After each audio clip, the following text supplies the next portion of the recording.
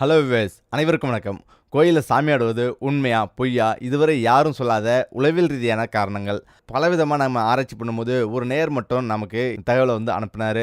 எங்கள் அம்மாவுக்கு எப்போவுமே கோவில் மேலே சத்தம் கேட்டுவிடக்கூடாது, எல்லா இடங்களிலும் சாமி வந்துவிடும், மற்ற நேரங்களில் அம்மாஞ்சி மாதிரி இருக்கும். அவர் சாமி வந்து விட்டால் எங்கிருந்து அந்த பலம் வருதோ தெரியாது, குறைந்தபட்சம் 2 பேர் வேணும் அவரை கட்டுப்படுத்த. மற்ற நேரங்களில் அப்பாவை பார்த்தா ஒருவித பயங்கலந்த மாதிரியோடு பேசும். அம்மாவிடம் சாமி வந்து விட்டால் அப்பா பெட்டி பாம்பாக அடங்கிவிடுவார். சின்ன வயசில் இதெல்லாம் ரசித்த எனக்கு இப்போது அம்மாவிற்கு சாமி வர காரணம் பக்தி மட்டும்தானா, வேறு ஏதாவது காரணம் இருக்கா என்று சிந்தித்தேன். நானும் உளவியல் படித்து வரதால் இதெல்லாம் தெரிந்து கொள்ள ஆர்வம் கொஞ்சம் அதிகமானது. அப்போதிருந்து தான் இந்த தேடலை தொடங்க இணையத்தில் பலரின் அனுபவங்களும் கேட்டு தெரிஞ்சுக்கிட்டேன். அதில் சில காரணங்கள் எனக்கு மிகவும் திருப்திகரமாக இருந்தது அப்படின்னு சொல்லியிருக்காரு. அவர் என்ன சொல்லியிருக்காருன்னா, தன்னை அறியாமல் ஒரு உணர்வின் வெளிப்பாடு தான் சாமியாட்டம். அது உணர்ச்சிப்படுதல் சம்மந்தப்பட்டது. அவ்விடத்தில் கண்ணை மூடிய நிலையில் அதீத கற்பனையின் வெளிப்பாடு தான் சாமியாடுவது. கடல் நம்பிக்கை, ஜோயிடம் மற்றும் சாமியாடுதல் இவை அனைத்திற்கும் தொடர்புள்ளதாக கருதுகிறேன். நீங்கள் நன்றாக கவனித்து பார்த்தா சாமி ஆடுபவர்களுக்கு எல்லா இடங்களிலும் சாமி வராது. உடுக்கை, மத்தளம் இந்த மாதிரி ஒளி உண்டாகும் இடங்களில் மட்டுமே சாமி வரும். முக்கியமாக கவனிச்சிங்கன்னா, மத்தளத்தில் இருந்து வரும் ஒளியின் அதிர்வெண்ணும் சாமி ஆடுபவர்களின் ஆழ்மன அலைகளின் அதிர்வெண்ணும் ஒத்து போகும்போது அவர்கள் தன்னிலை மறந்து ஆழ்மனதின் வெளிப்பாடுகளை அப்படி செய்கின்றனர். இசையின் வேகம் அதிகமாகும் போது அவர்களின் உக்கிரமும் அதிகமாகும். இசையின் வேகம் குறையும் போது சாமி சார்ந்த நிலை அடைதல் என்கின்றனர். இந்த சமயத்தில் சாமி சொல்வதாக கூறப்படும் அருள்வாக்கு சாமி ஆடுபவரின் ஆழ்மனதில் இருந்து வெளிப்படும் வார்த்தைகளாகும். முக்கியம் பார்த்தீங்கன்னா, சாமி ஆடுறாங்களே உண்மையா அப்படின்னு நம்ம இறங்கி தேடும்போது இந்த சம்பவம் நடந்தது. எங்கள் ஊரில் நடந்த ஒரு உண்மை சம்பவம் தான் இது. ஒரு குலதெய்வ பூஜை தான், அதுவும் வேறொரு ஊரில் இருந்து வந்தாங்க. குலசாமி எது? மதுரை வீரன். அந்த பிரிவினரின் பங்காளி வகையறாக்கள் ஒன்று கூடி சித்திரை மாதத்தில் விழா எடுப்பாங்க. இது ஒன்றும் ஊரே கூட்டி காட்டுகிற விழா அல்ல. அவர்கள் குடும்ப சகிதம் ஒன்று கூடுவாங்க. தங்களுக்கு வேண்டப்பட்டவர்களை அழைப்பாங்க. வேண்டுதல் இருந்தால் ஆடு கிடா வெட்டுவாங்க. குலதெய்வ பூஜை என்றால் பூசாரியிடம் சாமியாட்டம் இல்லாமல் இருக்குமா என்ன? 3 கிடா வெட்டுவதா வேண்டுதல் இருந்தது. ஒரு சுவாரஸ்யமான விஷயம் என்னன்னா, சாமியாட்டத்திற்கு முன்பு மதுரை வீரன் கதையை உடுக்கையடி பாடகர் சொல்லுவார். அது கிராமிய கலை நிகழ்ச்சி போல் கேட்க சுவாரஸ்யமாக இருக்கும். பூஜை ஏற்பாடு தடபுடலாய் நடந்து கொண்டிருக்க உடுக்கையடி பாடகர் கிடாவெட்ட சாமியை அழைக்க பாடுறாரு.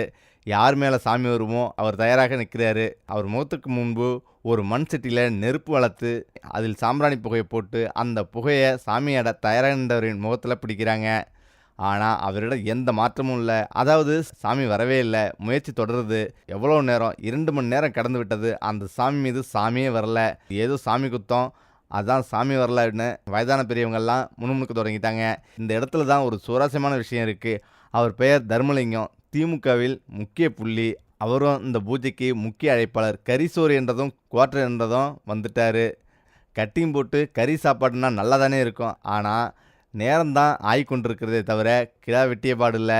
அதான் சாமியே வரலையே. எல்லோரும் நின்றுட்டு இருந்தாங்க. உடுக்கையடி பாடகர் பாடி களைத்தும் போயிட்டாரு. ஒரு கட்டத்தில் அடித்த அடியில் உடுக்கையும் கிஞ்சி விட்டது. இப்போதுதான் வீரங்கதையை நிறுத்திவிட்டு தன் சொந்த கதையை பாட ஆரம்பிச்சிட்டாரு அவரு. உடுக்கையில் கிஞ்சி போச்சு. ஆமாம், இது பின்னணி குரல் கொடுக்குறாங்க. சாமி இன்னும் வரல ஆமாம் அப்படின்னு கொடுக்குறாங்க. பார்த்தா தர்மலிங்கம் இப்படியே போனால் கறி சாப்பாடு கிடைக்காதுன்னு யோசிச்சவர் உடனே காரியத்தில் இறங்கினார். சாமி என்று சாமி வந்தது போல் சத்தமிட்டு எரிஞ்சார். 2 குதி குதிச்சார். அப்படியே ஓடி போய் கிடா வெட்டும் கத்தியை எடுத்தார். சாமியாடன்றவர் கையில் கொண்டு போய் கொடுத்து விட்டு மீண்டும் என்று சவுண்டு கொடுத்து விட்டு போய் சாய்ந்து விட்டார். அதாவது சாமி மலையடிச்சான். அப்புறம் என்ன, சாமி உத்தரவு கிடைச்சிச்சு என்று கிடா வெட்ட பட்டு சமையல் தொடங்கிவிட்டது. அடுத்து சாமி வராதவருக்கு இப்போது அருள் விட்டது. அவர் குறி சொல்லவும் தொடங்கிட்டார். ஏலே முசாமி, உன் பெரிய காலைக்கு ஆபத்துடா அப்படின்னு சொல்கிறாரு. ஐயோ சாமி, என்ன சொல்கிற அப்படின்னு ஒருத்தர் ஓடி வர்றாரு. கருவேப்பிள்ளை குத்து மாதிரி ஒன்று கண்ணு வச்சுருக்கேன், நீ தான் சாமி காப்பாற்றணும் அப்படின்றாரு. அவன் என் குஞ்சிரா, நான் பார்த்துக்கிறேன், எனக்கு என்ன செய்வே அப்படின்னு சொல்கிறாரு. சாமி என்ன சொன்னாலும் செய்கிறேன் அப்படின்னு சொல்கிறாங்க. ஒரு திங்களுக்குள்ளே பறவையில் 10 உருளையில் 108 தருவாயடா அப்படின்னு கேட்குறாரு. தரேன் சாமி அப்படின்னு சொல்கிறாங்க. போட, நான் பார்த்துக்கிறேன் உன் பெரிய காலை அப்படின்னு சொல்கிறாரு. அந்த சாமியாடி மிஸ் புதுசனத்துக்கிட்ட பேசிய வசனம் தான் இது. இப்போ சொல்லுங்கள், இந்த சாமி உண்மையா அப்படின்னு. சரி, சாமி ஆடுவதற்கு பின்னால் இருக்கும் உளவியல் ரீதியான காரணம் என்ன? சாமி ஆடுவது கற்றவர்களிடமும் ஆண்களிடமும் குறைவே. தாரை தப்பட்டை மேளம் எழுப்பும்போது அதிரடி இசைகளுடன் நம் மனம் ஒன்றுபடும்போது இசையின் தாளத்துக்கேற்ப தலையசைக்கிறோம். காலால் தாளம் போடுவதும் கூட சேர்ந்து பாடுவதும் உண்டல்லவா?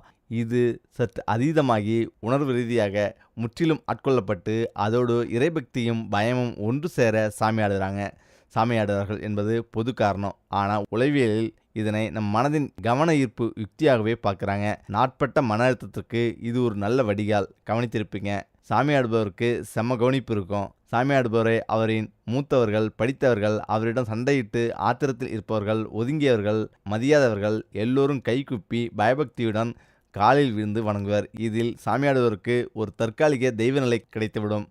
நாம் அனைவருக்குமே மன ரீதியாக ஒரு அடங்கா பசி எப்போதும் உண்டு. அதன் பெயர் முக்கியத்துவம். நாம் யாருமே முக்கியத்துவம் கொடுத்து பிறரால் கொண்டாடப்படுகையில் நம் உளவியல் சொல்லப்படுகின்ற அகங்காரமும் சுயமும் கிளர்ச்சியுற்று திருப்தி அடைகின்றன. கிடைக்கின்ற கவனிப்பும் மதிப்புமே மீண்டும் மீண்டும் சாமியாடுபவரை சாமியாட தூண்டுகிறது.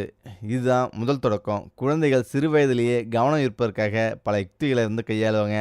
அவங்க அறியாமலேயே அப்படி கவனம் தேடுதலுக்கு பின்னணி அதீத புறக்கணிப்பு அல்லது அதீத செல்வம். இந்த இரண்டில் ஒன்று காரணமாக இருக்கலாம். இதில் முதல் வகை நபர்களுக்கு தான் சாமியாடுதல் நடைபெறும். பெரும்பாலும் சாமியாடுபவர்கள் சாதாரண நிலையில் மிகவும் புறக்கணிக்கப்பட்டவர்களாகவும் எளிதில் மற்றவர்களுடன் பழக வாய்ப்பு கொண்டியவர்களாக, சில சமயங்களில் தன்னுள் இருக்கும் உலகத்தில் மூழ்குபவராக இருப்பாங்க. அவ்வாறு தன்னுள் மூழ்கி விடுவதும் பெரியவர்களால் புறக்கணிக்கப்படும் அவன் அப்படிதான் என்பது போல இருப்பாங்க. சமூக பழக்க வழக்கம் ஒவ்வொரு மனிதனுக்கும் அடிப்படை தேவையாகும். இதை இழக்கும்போது அவரது மூளை செய்யும் கவன ஈர்ப்பு தீர்மானம் தான் சாமியாடுதல். அவ்வாறு அவங்க செய்யும்போது மீண்டும் மீண்டும் அவர்கள் கண்டு கொள்ளப்படாமல் இருந்தால் சாமியாடுதல் நின்று விடுது. ஆனால் என்ன நடக்குது? அப்போதுதான் கவனிக்க ஆரம்பிக்கிறாங்க. சொல்லு அத்தா, உனக்கு என்ன குறை வச்சோம் என்றபடி கேட்குறாங்க. இப்போது அவர்கள் மூளை கவனிக்கப்படுதலுக்கான யுக்தியை தெரிந்து கொள்ளுது. அதை மீண்டும் மீண்டும் செய்கிறது மீண்டும் மீண்டும் கவனிக்கப்படுதலுக்காக. அனைத்தும் அவர்கள் அறியாமலேயே. அது எப்படி அவர்கள் அறியாமல் நடக்கும் என்றால், மூளையின் தேவை இந்த சமூக பழக்கம். ஒரு குழந்தை அடிக்கடி தன் கனவுலகில் தனியாக யோசித்து கொண்டிருப்பதும் அதை அப்படியே நாம் தொடர விடுவதும் நடந்தால் அவர்களுக்கு இப்படி சாமியாடும் வாய்ப்பு இருக்கிறது. சாமியாடும்போது அவர்கள் மனதில் என்ன நடக்கிறது? அவர்கள் தங்களை வேறொரு நபராக நிஜமாகவே நினைத்து கொள்கின்றனர். அது அவர்களை பற்றிய கற்பனையில் ஏற்றி வைத்திருந்த உருவங்களில் ஒன்று. ஏனெனில் இந்த உருவத்திற்கு தான் நாம் மரியாதை செலுத்தி வணங்கியிருக்கிறோம். இப்படி தன்னை இன்னொரு நபராக நினைத்து கொள்வதை மல்டி பர்சனாலிட்டி டிசார்டர் என்கிற உளவியல், அந்நியன், சந்திரமுகி போன்ற படங்களில் இது பற்றி விவாதிச்சிருப்பாங்க. சாமியாடுபவர்கள் ஏற்கனவே சாமியாடுதலை பற்றி கேள்விப்பட்டவராகவும் இருப்பாங்க. அல்லது தன் உலகிற்கு கற்பனை போகும்போது யாராவது சாமியாடுதலை பற்றி பேச நேரிட்டிருக்கலாம். குழந்தைகளை சரியான சமயத்தில் சரியான அன்பு தருவதன் மூலம் இந்த பிரச்சனையை உருவாகாமல் தடுக்கலாம். இதற்கு ஏன் இங்கே சரியான என்ற சொல் உபயோகித்தேன் என்றால், அதிகமும் தவறு, குறைவதும் தவறு. குழந்தைகளின் கண்கள் கற்பனையின் மூலம் தன் சொந்த உலகிற்கு செல்வதை கண்டா அவர்களை ஒரு உலுக்கி இந்த உலகத்துக்கு கொண்டு வர வேண்டும். அவர்களுடன் ஜாலியாக சிரித்து பேசி சமூகத்துடன் பழகுவதற்கான எல்லா வாய்ப்புகளையும் ஏற்படுத்தி தர வேண்டும். அதே சமயத்தில் ஒவ்வொன்றுக்கும் அன்பு தருகிறேன் பேர்வழி என்று கேட்காமலேயே வாங்கி கொடுத்தல், அடம்பிடித்தால் இசைத்தல், சின்ன சின்ன ஏமாற்றத்திற்கும் கொஞ்சுதல் முதலியவை வேறு விதமான பாதிப்புகளை ஏற்படுத்தும். அதனாலேயே சரியான என்ற சொல்லை உபயோகித்தேன். ஏனென்றால் அதிகப்படியான எதுவும் ஆபத்து தான். சாமியாட ஆரம்பித்து விட்டால் புறக்கணிக்க வேண்டும். உடனடியாக மனநல மருத்துவரை நாட வேண்டும். சைக்கியாட்ரிஸ்டை அணுக வேண்டும், சைக்காலஜிஸ்டுகளை அல்ல. பேய்பிடித்தலுக்கு பின்னேயும் இதே தியரி தான். இந்த சாமியை விடுங்க. பொதுவாக சாமியாடுவது என்பது காலங்காலமாக நடந்து வரும் ஒரு நிகழ்வு மற்றும் நம்பிக்கை. இப்படி குறி சொல்பவர்களும் சாமியாடுபவர்களும் ஊருக்கு ஊர் பல்வேறு கெட்டப்பில் இருக்காங்க. நாம் ஆராய்ச்சி அதுவல்ல. இப்படி எல்லோரும் அரைகுறை நம்பிக்கையில் தான் இருக்கிறாங்க. இருந்தும் இந்த மூட நம்பிக்கை இன்னும் மாறவே இல்லை. பொதுவாக சாமியாடுறது என்பது பாதி பொய், மீதி பாதி என்பது மீதி ஒரு விதமான மனநோய் என்கிறாங்க மனநல மருத்துவர். மன அதீதமான ஒரு நம்பிக்கைக்கு உள்ளாகும் போது தன்னை அறியாமல் ஒரு உணர்வில் உந்தப்படுறான். அதன் வெளிப்பாடு தான் ஆட்டம். ஆனால் அந்த உணர்வு 1-2 நொடிகளில் மாறிவிடும். அப்படி மாறாமல் இருந்தால் ஒன்று மனநோயாக இருக்கணும் அல்லது போலியாக நடிக்க வேண்டும் அப்படின்னு அடித்து சொல்கிறாங்க. ஆக அருள் என்பதும் சாமி விளங்குவது என்பது போலியாக சித்தரிக்கப்படும் செய்தி, மிகைப்படுத்தப்படும் கற்பனை. அதில் உண்மை இல்லை என்பது தான் உண்மை. முக்கியமாக இதில் இன்னொருத்தர் இப்படி சொல்லியிருக்காரு: கவனிக்கப்படாத மக்கள், தாழ்வு மனப்பான்மை கொண்டவர்கள், நினைத்த வாழ்க்கையை வாழ முடியாதவர்கள், வீட்டு வேலையிலிருந்து ஓய்வு பெற நினைப்பவர்கள், குறிப்பாக பெண்கள், எளிதில் உணர்ச்சிவசப்படுபவர்கள், இவங்க தான் இப்படி அப்படின்னு சொல்கிறாங்க. இவர்கள் ஒரு சின்ன மனவியாதி கொண்டவர்கள். சமூகத்தில் மரியாதையும் கௌரவம் ஆகியவை இந்த மாதிரியான மக்கள் கிடைக்கிறதே இல்லை. அதனால தான் சிறியவர்கள், உதவக்கரைகள், தன் குடும்பத்தினர் ஆகியோரிடம் கூட மரியாதை கிடைக்காத போது இவர்கள் பெரியவர்களின் மரியாதை பெறுவது கடினமாகிறது. நமக்கு ஒரு விஷயம் கிடைக்காத போது தான் மனம் அதை அடைய பல வழிகளை தேடி அடைந்துவிட துடிக்கும். சாமி என்பதை மக்கள் தனக்கு மீறிய சக்தியாக பார்ப்பதால் அவர்கள் ஆடும்போது மரியாதை உண்டாகிறது. இந்த மக்களுக்கு எதை சொன்னாலும் ஒரு ப்ரூஃப் தேவை. சாதாரணமாக சொன்னால் மக்கள் நம்ப மாட்டாங்க. நீங்கள் அனைத்து மக்களையும் காட்டிலும் உயர்ந்தவர் என்று சொன்னால் உடனே இந்த மக்கள் ஏற்றுக்கொள்ள மாட்டாங்க. மக்கள் மிகுந்த புத்திசாலிகளாக இருக்காங்க. மற்றவர் நம் காலில் விழ வேண்டும் எனில் நாம் ஒன்று அரசியல்வாதியாக ஆக வேண்டும், இல்லைன்னா சாமியாராக ஆக வேணும் அப்படின்னு சொல்லியிருக்காரு. இன்னொருத்தர் என்ன சொல்லியிருக்காருன்னா, அது ஒரு சிறிய மனப்பயிற்சி, பெரும்பாலும் வேண்டுமென்றே செய்வதில்லை, பெண்களுக்கு இந்த நோய் பெரும்பாலும் இருப்பதுண்டு அப்படின்னு ஒருத்தர் சொல்லியிருக்காரு.